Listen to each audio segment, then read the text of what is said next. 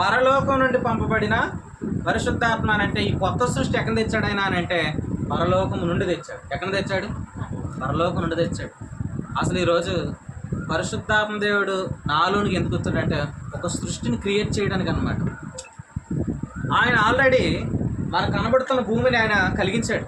ఎలా కలిగించాడు అని అంటే ఆయన నోటి మాట చేత హెబ్రీ పత్రికలో 11:3 ప్రపంచంలో ఆయన వాక్యం వలన నిర్మాణమైనవని అన్నాడు అనమాట. ఈ సృష్టిని కలిగించాడు. ఈ సృష్టి ఏం చేయబడింది? ఆదామును బట్టి వ్యర్థపరచబడింది అన్నాడు అనమాట. ఆదాము ఎప్పుడైతే పాపం చేశాడు ఈ సృష్టి ఏమైంది? వ్యర్థపరచబడింది.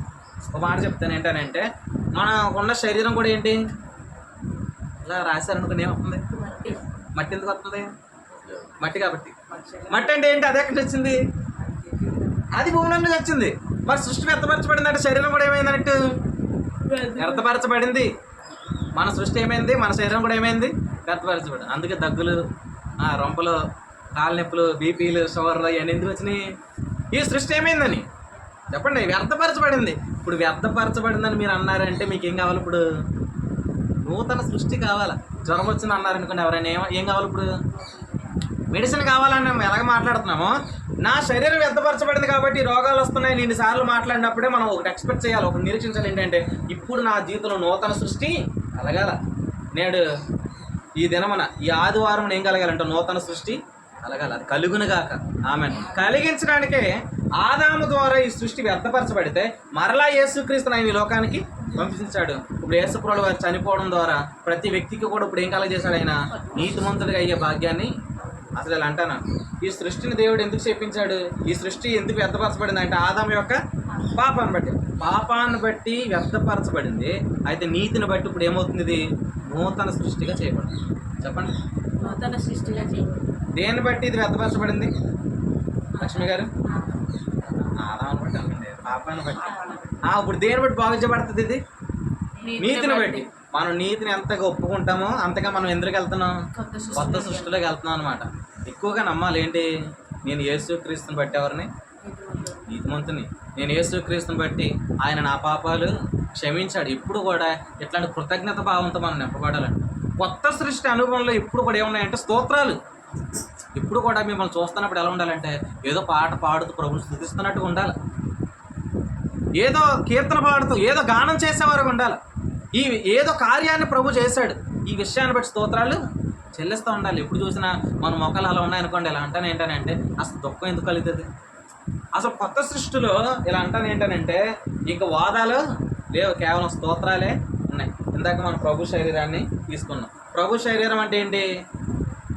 మనం ప్రభు శరీరంలో తీసుకున్నాం కాబట్టి మనం ఎక్కడికి వచ్చాం? ప్రభు శరీరంలోకి వచ్చాం. ప్రభు శరీరం అంటే ఏంటి? నూతన సృష్టి. యేసుక్రీస్తునికి ఎవరు? నూతన సృష్టి. మరి ప్రభు శరీరం తీసుకుంటే మనం ఎక్కడికి వచ్చాం? శరీరంలోకి వచ్చాం. శరీరంలోకి వచ్చామంటే మనం ఎక్కడికి వచ్చాం? నూతన సృష్టిలోకి వచ్చాం. ఆ శరీరాన్ని తీసుకోవడం ముందు ఆయన చేసిన పని ఏంటి? ఆయన ఆ రొట్టెని ఎత్తి కృతజ్ఞతాస్తుతులు చెల్లించాడంట. అంటే ఇప్పుడు ఆ కొత్త సృష్టిలో ఉన్న అనుభవం ఏంటి? స్తోత్రాలు చెల్లించాలి. హల్లెలూయా. మనం ఏం చెల్లించాలా? స్తోత్రాలు చెల్లించాలి. ఇప్పుడు కూడా ఆ కృతజ్ఞతా భావంతో ఉండాలి. ఎందుకంటే లేదనే భావనకి లేదండి. కొత్త సృష్టిలో ఏం లేదంటే ఇంక లేదనేది లేదు. అసలు వాదాలకి అన్నీ ఒకసారి రోమిలికి రాసిన పత్రికలో మీరు చదవండి. రోమిలికి రాసిన పత్రిక 1వ అధ్యాయము త్వరగా తీయండి. రోమిలికి రాసిన పత్రిక 1వ అధ్యాయము 21వ వచనాన్ని చదువుకుందాం. రోమిలికి రాసిన పత్రిక 1వ అధ్యాయం 21. మరియు వారు దేవుని ఎరిగియు ఆయన దేవునిగా మహిమపరచలేదు, కృతజ్ఞతాస్తుతులు చెల్లింపలేదు, కానీ తమ వాదముల యందు వ్యర్థులైరి అన్నాడు అనమాట. అంటే కృతజ్ఞతాస్తుతులు ఎక్కడ లేవు, అక్కడ ఏముంటాయి? వాదాలు ఉంటాయి. ఏముంటాయండి? కొంతమందికి ఏదో గొడవ పెట్టుకోకపోతే మనసు ఒప్పదు అనమాట. ప్రాణం కుదురుగా ఉండదు, ఏదో కూడా పెట్టుకోవాలా. లేకపోతే ఏదో మాట ఎవరినైనా అనకపోతే నాలుక కొంతమంది పీకుతూ ఉంటుంది అనమాట. వారాలతో నిండిపోయారు. ఇంట్లో ఉంటేనేమో భర్తతో వాదన, భార్యతో వాదన, పిల్లలతో వాదన. కొన్ని ఇంటి నుంచి బయటికి వెళ్తేనేమో ఇంటి వాళ్ళతో వాదన. ఇంకెప్పుడు కూడా ఇంట్లోనే వాదనలే, బయట వాదనలే. కానీ అంటే వాళ్ళ జీవితంలో వాదనలు ఉన్నాయంటే ఏం లేవని? చారం గారు ఏం లేవని? కృతజ్ఞతాస్తుతులు లేవని. చెప్పండి, ఏం లేవు అంటే అలా చెప్తాం. కృతజ్ఞతాస్తుతులు ఉన్న చోట వాదనలు ఉండవు, వాదనలు ఉండే చోట కృతజ్ఞతాస్తుతులు ఉండవు. వాదనలు ఎక్కడ ఉంటాయి అని అంటే మీరు చదవడం ఒకసారి నిర్గమాకాండ 17వ అధ్యాయం అంటున్నారు అందరూనే, వినినట్లు ప్రభు సహాయం చేయను గాక. ఆయన సహాయం చేస్తేనే మనం వినగలుగుతాం, లేకపోతే మనం వెళ్ళిపోతాం. మన ఎక్స్ప్రెస్ ఇంకో చోటికి వెళ్తుంది. మన గమ్యాన్ని చేరుతుంది కాక అద్దరికి చేరుతుంది కాక. నిర్గమాకాండ 17:1. తరువాత ఇశ్రాయేలుల సర్వ సమాజము యెహోవా మాట చెప్పున తమ ప్రయాణములలో సీను అరణ్యము నుండి ప్రయాణమైపోయి రెఫీదీములో దిగిరి. చదవండి. ప్రజలు తమకు నీళ్లు లేనందున మోషేతో వాదించుచు. ప్రజలకు తమకు నీళ్లు లేనందున వారు మోషేతో ఏం చేస్తున్నారు అంటే వాదనలు ఎక్కడుంటాయి? లేదు అనే చోట్ల ఉంటాయి. మన బాగరజన్న వాదనలు ఎక్కడుంటాయి? లేదు అనే చోట్ల ఉన్నాయి కదండి. ఇన్ని గొడవలు కంటే ఎందుకు లేదు లేదు అనే దాంతో స్టార్ట్ అవుతుంది. కానీ ఇలా చెప్పనా, కొత్త సృష్టిలో ఏం లేదు. అప్పుడు లేదు అనేది లేదు. ఏం లేదు? లేదనేది లేదంటే అర్థమైంది అన్నీ ఉన్నాయని చెప్పండి. ఒకసారి ఇలా మాట చెప్పండి. అన్నీ ఉన్నాయనండి. ఎక్కడున్నాయి? కొత్త సృష్టిలో ఉన్నాయి. మనం ఎక్కడున్నాం? కాబట్టి స్తోత్రాలు చెల్లించుకుంటున్నాడు అన్నమాట. లేకపోతే బాధ అండి. ఉన్నప్పుడు ఏంటి? స్తుతులే కదా. ఇలా అంటే ఏంటంటే చర్చ అనే దాంట్లో తీసుకొచ్చినప్పుడు ఏమున్నాయో తెలుసుకుని స్తోత్రాలు చెప్పాలి. ఇప్పుడు ఏవి కనపడలేదు అనుకోండి, ఏం చేస్తాం? ఎదురుగా ఎవరున్నారు ఇక్కడ? మోషే గారు ఉన్నారు. మోషే గారితో ఏం చేస్తున్నారు? ఈయంతో గొడవ. అంతే కదండి. ఎదురుగా కనబడుతుంది ఎవరు? ఎదురుగా ఎవరుంటే వాదులతో వాదులు పెట్టేసుకుంటాం. మన స్తోత్ర హృదయంతో మనం నింపబడకపోతే అయితే దేవునికి స్తోత్రాలు చెల్లింది. ఎందుకనంటే అసలు మన జీవితంలో ప్రభు అన్నీ ఇవ్వడానికి ఆయన ఏమయ్యాడు? ఏమీ లేనివాడుగా శిలువ మీదకి ఎక్కాడు. ఆయన దగ్గర ఏమీ లేవండి. ఇలా అన్నాడు ఏంటంటే ఆయన దరిద్రుడయ్యాడు అన్నాడు అనమాట అతని గురించి. అంటే ఇప్పుడు దరిద్రుడయ్యాడంటే అర్థం ఏంటి? అతని దగ్గర ఏమీ లేకుండా అయ్యాడు. ఎందుకని అన్నాడు ఆ మాట? మనలను ధనవంతులుగా చేయడానికి ఆయన ఏమయ్యాడు అంటే ఇప్పుడు ఈరోజు ఆయన ఎందుకు లేనివాడిగా చేయబడ్డాడు అని అంటే నా జీవితాలు అన్నీ కలగట చేయడానికే. ప్రభు స్తోత్రం. హల్లెలూయా. మన జీవితాలు అన్నీ కలిగినట్లు ప్రభు ఆల్రెడీ ఏం చేశాడు? వెళ్ళ చెల్లించాడు అనమాట. కొత్త సృష్టిలోనే ప్రభు నడిపించాడు. ఈ సృష్టి ఎల్లప్పుడు ఏం చేయాలి? మనం స్తోత్రాలు చెల్లించాలి. సూర్యవచ్చరనాథ్ గారిని చూస్తున్నప్పుడు ఏం చెల్లిస్తూ ఉండాలా? స్తోత్రాలు చెల్లిస్తూ ఉండాలి. లక్ష్మి గారిని చూస్తున్నప్పుడు స్తోత్రాలు చెల్లించాలి. నిజంగా ఇలా అంటాను ఏంటంటే ఆ అనుభవాలతో మనం ఎప్పుడు నింపబడుతున్నప్పుడు ఇలా అంటాను ఏంటంటే ఏమున్నాయి చూడండి. లేదు ఏమంటారు? అది లేదండి ఇది లేదంటారు. మరి ఉన్నప్పుడు ఉన్నవనే విషయాన్ని మనం తెలుసుకున్నప్పుడు ఏం చేయాలా? మన స్తోత్రాలు చెల్లించాలి. ఒకసారి ఏదైనా తోటకి వెళ్దాం రండి. ఏదైనా తోటలో ఈ మధ్యాహ్న కాలం ఏదైనా తోటలో సంచరిద్దాం. ఆదికాండం 2వ అధ్యాయంలోనికి రండి. ఆదికాండం 2వ అధ్యాయం 10వ వచనం. మరియు ఆ తోటను తడుపుటకు ఏదేను నుండి ఒక నది బయలుదేరి అక్కడ నుండి చీడిపోయి 4 శాఖల. ఇన్ని మాట చూడండి. ఆ తోటను తడుపుటకు ఏదేను నుండి ఒక నది బయలుదేరి అన్నాడు అనమాట. అంటే ఇక్కడ ఏముంది? ఒక తోట. ఆ తోట పేరు ఏంటంటే ఏదేను తోట. చెప్పండి ఆ తోట పేరు ఏంటి? ఏదేను తోట అనండి. ఏదేను తోట. ఈ తోటలో నుండి ఏం స్టార్ట్ అయింది? ఇప్పుడు ఒక నది బయలుదేరింది అనమాట. ఆ నది ఎవరంటే పరిశుద్ధాత్మ. చెప్పండి ఆ నది ఎవరు? ఆ తోట పేరే సంఘం. ఆ తోట పేరు సంఘం. ఆ తోటలో ఏముంది? ఓ నది ఉంది. ఆ నది ఎవరు? సంఘంలో ఉన్నది ఎవరు? ఇప్పుడు సంఘంతో ఆత్మ చెప్పుతున్న మాట. ఆ నది ఎవరంటే పరిశుద్ధాత్మ దేవుడే. అంటే ఇప్పుడు మనం ఇలా ఆలోచన చేద్దాం ఏంటనంటే ఆ రోజు ఆ నది ఎందుకు బయలుదేరింది? చెప్పండి. ఆ లక్ష్మి గారు మీరు చెప్పండి. చదివిడి చెప్పుడి. అక్కడ ఏమంటే ఆ తోటను తడపడానికి. గోదావరి నది ఏం చేస్తుంది? ఇప్పుడు ఒకప్పుడు అది ఏం తడిపేది కాదు, తడపకుండా పోయేది.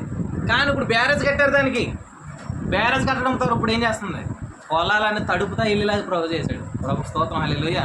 ఒకప్పుడు నది తడపకుండానే వెళ్ళిపోయింది అది.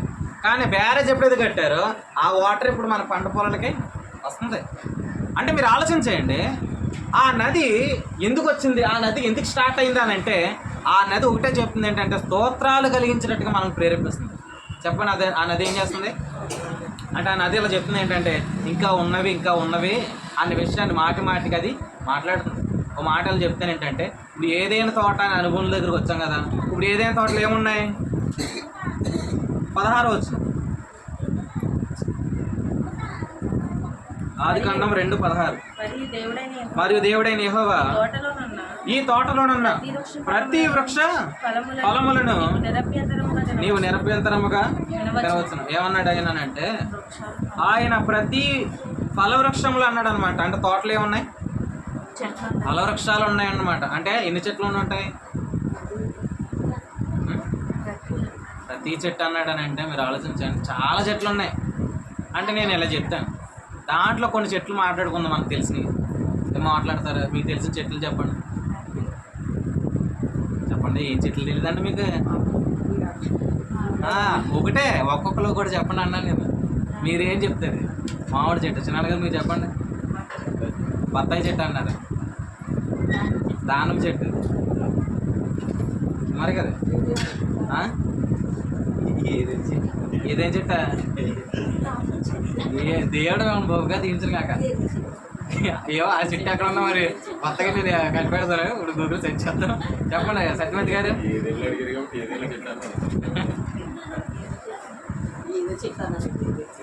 చెప్పండి భాగరాజ్ అన్న, చెప్పండి. అది ఎందుకు చెప్పించానో మీతో చెప్తాను ఇప్పుడు. చెప్పండి, మీరు చెట్టు చెప్పండి. యాపిల్ చెట్టు అన్నారు, అంటే జామ చెట్టు అన్నారు, నేరేడు చెట్టు అన్నారు. ప్రభు స్తోత్రం. ఎందుకు చెప్పించాను తెలుసా? ఇప్పుడు ఇన్ని చెట్ల పేర్లు చెప్పారు కదా, ఇప్పుడు ఇలా చెప్పాలి. మీరు ఏమని చందన్ గారు ఏమన్నారు? మీరు ఏ చెట్టు అన్నారండి? బత్తాయి అన్నారు. బత్తాయి చెట్టు ఇచ్చిన ప్రభునికి స్తోత్రాలు. ఇప్పుడు ఈవిడ మీరేం చెట్టు అన్నారు? మీరు ఏ చెట్టు చెప్పలేదా? సరే, ఈవిడ చెప్పారు. మామిడి చెట్టు ఇచ్చిన ప్రభానికి స్తోత్రాలు, దాని చెట్టు ఇచ్చిన ప్రభానికి స్తోత్రాలు, జామ చెట్టు ఇచ్చిన ప్రభానికి స్తోత్రాలు, అక్కడ యాపిల్స్గా చెట్టు ఇచ్చిన ప్రభా స్తోత్రాలు, నేరేడు చెట్టు ఇచ్చిన ప్రభు. ఇప్పుడు అంటే ఆ తోటలు ఏముంది? స్తోత్రాలు చెల్లించడం ఉందండి. ఇన్ని చెట్లు పెట్టాడని అంటే ప్రతి చెట్టును బట్టి ఏం చెల్లించవచ్చు? స్తోత్రాలు చెల్లించడం. అంటే ఆ తోటలు ఏముంది? స్తోత్రాలు. అంటే ఈరోజు చర్చ్ అనే దాంట్లో కూడా ప్రభు మనల్ని ఎందుకు నడిపించాడంటే అసలు ఆయన ఏమి ఇచ్చాడో తెలుసుకోవడానికి. ఒక మాట చదవండి, అసలు ఇదే అనుభవాన్ని మీరు చదువుతుగా రండి. అసలు దానికోసమే ప్రభు నడిపించాడు అన్నాడు ఆయన. కొరింథీయులకు రాసిన మొదటి పత్రిక, కొరింథీయులకు రాసిన మొదటి పత్రిక 2వ అధ్యాయము 12వ వచనం. దేవుని వలన మనకు దయచేయబడిన వాటిని తెలుసుకొనుటకై మనము లౌకికాత్మను గాక దేవుని యొద్ద నుండి వచ్చు ఆత్మను పొంది ఉన్న ప్రభు స్తోత్రం. హల్లెలూయా. ఎందుకు వచ్చామంట? దేవుని వలన మనకు దయచేయబడిన వాటిని తెలుసుకొనుటకై మనకు ఆయన ఎవరినిచ్చాడంట? ఆత్మనిచ్చాడు. చెప్పండి, ఎవరినిచ్చాడు? ఆత్మని ఎందుకు ఇచ్చాడు అని ఎవరిని అడిగారు అనుకోండి, ఏం చెప్తారు? చారమ్మ గారు, పరిశుద్ధాత్మని ఇచ్చారంటున్నావు కదా చర్చిలో ప్రార్థన చేసినప్పుడు, అసలు ఎందుకు ఇచ్చాడు అని అడిగారు అనుకోండి, ఏం చెప్తారు? నాకు దేవుడు సిద్ధపరిచాడు, వాటిని తెలుసుకోవడానికి ఆత్మనిచ్చాడు. దేవుని వలన మనకు దయచేయబడిన వాటిని తెలుసుకోవడానికి. తెలుసుకుంటే ఏం చేస్తాం? స్తుతులు చెల్లించాలి. తెలుసుకోవాలా? స్తుతులు చెల్లించాలి. తెలుసుకోవాలా? స్తుతులు చెల్లించాలా? తెలుసుకోవాలా? స్తుతులు. ఎప్పుడు కూడా ప్రభువా నువ్వేమిచ్చావు, ప్రభు నువ్వేం చేస్తున్నావు, ఇవన్నీ కూడా తెలుసుకుంటూ ఉండాలి. యేసుక్రీస్తు శిలువ మీద చనిపోవడం ద్వారా ఏం తెలిసింది? ఇదిగో ఆయన నన్ను నీతిమంతుడిగా చేశాడనే విషయం తెలిసింది. నా పాపాలు క్షమించాడు, నన్ను పరలోకంలో కూర్చుని పెట్టుకున్నాడు, ధర్మశాస్త్రం నుండి విడుదల ఇచ్చాడు, ఆత్మను నాలోనికి ఇచ్చాడు, క్రీస్తు న్యాయపీఠం ఉందని తెలియపరిచాడు. ఆ రోజు క్వశ్చన్ ఏంటి? నువ్వు జీవించావని అడుగుతాడనే విషయం ఆయన అడుగుతాడని చెప్పాడు. అంటే ఇప్పుడు ఏవి ఇచ్చాడో మీరు తెలుసుకోండి. ఇన్ని సంగతులు దొరకకపోతే ఏమవుతుంది? సంగతులు తెలియకపోతే మోసపోతాం. కానీ ఏదైనా త్వరలో మోసం లేదు. ఏముంది? స్తోత్రాలు మాత్రమే ఉన్నాయి. హల్లెలూయా. ఈరోజు మనం ఎప్పుడు కూడా స్తోత్రాలు చెల్లించాలంటే, కానీ అది ఇలా చెప్తాం, స్తోత్రాలు చెల్లించే ప్లేస్కి పెట్టిన పేరేంటి? కొత్త సృష్టి.